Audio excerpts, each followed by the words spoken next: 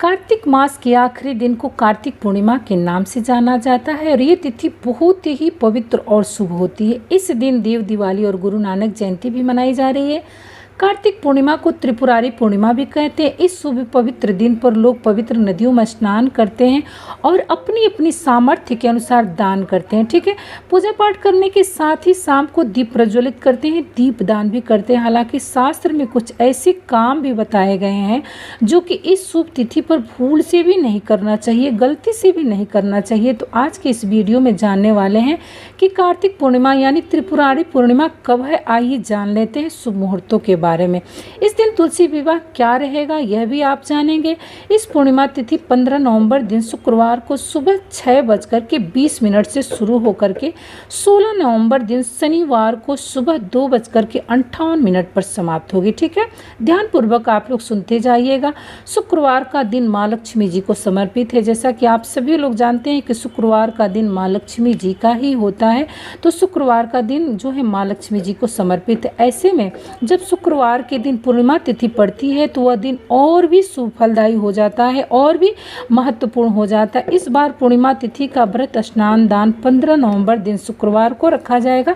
शुक्रवार के दिन जो है कार्तिक मास की पूर्णिमा स्नान दान व्रत मनाया जा रहा है। सत्यनारायण व्रत भी इसी दिन किया जाएगा। दोपहर में अभिजीत मुहूर्त में कथा सुना जाएगा। इस दिन जो है मणिकर्णिका घाट पर स्नान करने का प्रावधान है। वाराणसी में गंगा नदी के घाट पर मणिकर्णिका घाट पर स्नान करने का बड़े भाग्य से अवसर मिलता है। मणिकर्णिका घाट पर स्नान करने से जन्म जन्मांतर के पाप मिट जाते हैं। ऐसा माना जाता है कि जो आपने कोई गलती से भी पाप किया है तो वो भी पाप जो है नष्ट हो जाते। ऐसी मान्यता है कि भगवान शिव को 1000 कमल पुष्प को अर्पित करने से पहले भगवान श्री हरिनारायण विष्णु जी ने मणिकर्णिका घाट पर ही स्नान किया था। 15 नवंबर शुक्रवार को सूर्योदय सुबह 6:44 पर और सूर्यास्त होगा शाम 5:38 पर। ठीक है, ब्रह्म मुहूर्त सुबह 5:08 से 5:56 तक रहेगा और ब्रह्म मुहूर्त या सूर्योदय से पहले आप पूर्णिमा व्रत का स्नान करना चाहते हैं तो कर सकते हैं, या दीपदान भी यदि आप करना चाहते हैं तो सुबह ब्रह्म मुहूर्त में ही आप दीपदान भी कर सकते हैं। सुबह न कर पाए तो शाम के समय में जो पूजा का समय होता है, गोधूली बेला जो होता है, तो गोधूली बेला में भी उस समय भी आप दीपदान कर सकते हैं। उस दिन का दीपदान बहुत ही फलदायी होता है।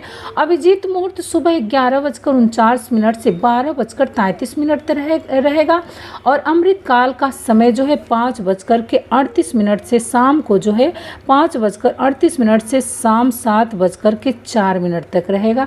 राहु काल का समय सुबह 10:30 से लेकर के 10:30 से यानी 12 बजे तक रहेगा। पूर्णिमा तिथि में कोई भी शुभ कार्य राहु काल में ही करना चाहिए। इस कार्य को करने से, कोई भी शुभ कार्य करने से बचना चाहिए। शुभ कार्य करने से जो है घर में हानि होती है। 15 नवंबर को पूजा का शुभ मुहूर्त कुछ इस प्रकार के रहेंगे। सुबह की पूजा का शुभ मुहूर्त 5:24 से 6:44 तक रहेगा। शाम की पूजा का शुभ मुहूर्त जो है शाम 5:27 से 6:47 तक रहेगा। विजय मुहूर्त दोपहर 1:53 से लेकर के 2:36 तक रहेगा, जिसमें आप कोई भी शुभ कार्य कर सकते हैं। किसी भी प्रकार का संदेह नहीं है, कोई भी शुभ कार्य कर सकते हैं। कोई भी उपाय भी आप करना चाहते हैं तो कोई आप उपाय भी कर सकते हैं। ठीक है, गोधूली बेला में शाम 5:27 से लेकर के 5:54 तक जो है गोधूली बेला में भी आप, यदि आप तुलसी विवाह नहीं किए हैं तो तुलसी विवाह जो है शालिग्राम जी के साथ कर सकते हैं। किसी कारणवश नहीं किए हैं तो आप कर सकते हैं। अब जानते हैं चंद्र उदय के बारे में। बिना चंद्र उदय के पूर्णिमा का व्रत जो है अधूरा माना जाता है, पूर्ण नहीं माना जाता है। तो इस दिन चंद्र उदय होगा शाम 5:08 पर।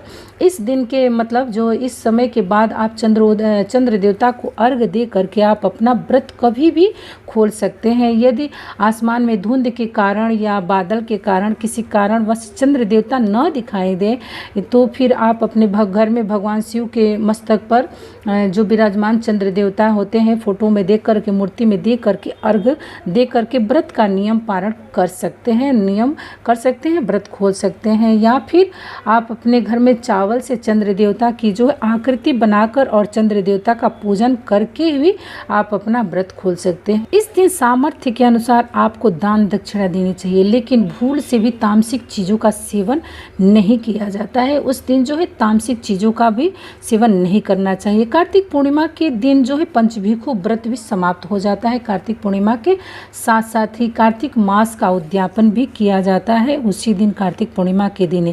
इस दिन केवल आप जो है 365 बाती का अगर एक दीपक जला करके पूरे साल का दीपदान का मतलब पुण्य फल आप प्राप्त कर सकते हैं। आप चाहे तो एक दीपक में जो है 365 बाती रख करके दीपक जलाएं तो पूरे साल के मतलब दीपदान का फल आपको प्राप्त होगा। ठीक है, दीपदान में दिया 365 का आप दान कर रही हैं तो ये बहुत ध्यानपूर्वक ध्यान रखना होगा, क्योंकि दीपों का लौ जो है बहुत तेज होता है।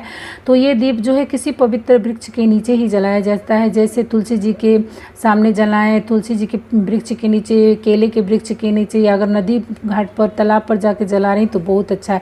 लेकिन अब वृक्ष के पास जलाएं तो ये ध्यान रखें कि तुलसी जी के पत्ते को आँच न लगे, केले के वृक्ष को जो है आँच न लगे। ठीक है, ये ध्यान रखना है।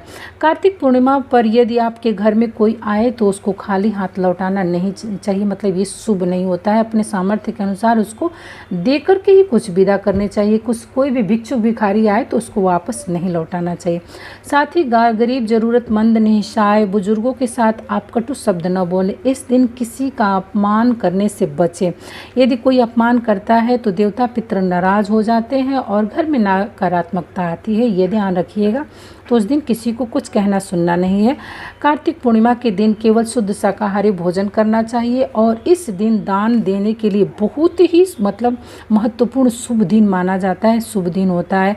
और दान में भी आप जो है सर्दी के मौसम के समान अगर आप चीज़ों का दान कर सकते हैं तो बहुत अच्छा है, जैसे गुड़, खीर या ऊनी वस्त्रों, जूते, चप्पलों आदि का भी आप दान करना चाहते हैं तो दान कर सकते हैं। कार्तिक पूर्णिमा के दिन विशेष ध्यान रखें कि आपके घर में जो है किसी भी प्रकार का किसी कोने में कोई अंधेरा नहीं होना चाहिए। अपने घर में जो है उस दिन आपको उजाला रखना चाहिए। जिस तरह से आप दिवाली की रात घर में अंधेरा नहीं रखना चाहते हैं, उसी तरह से उस दिन भी आप अपने घर में अंधेरा आपको नहीं रखना है। ठीक है, ये ध्यानपूर्वक रखिएगा, ध्यान में रखिएगा।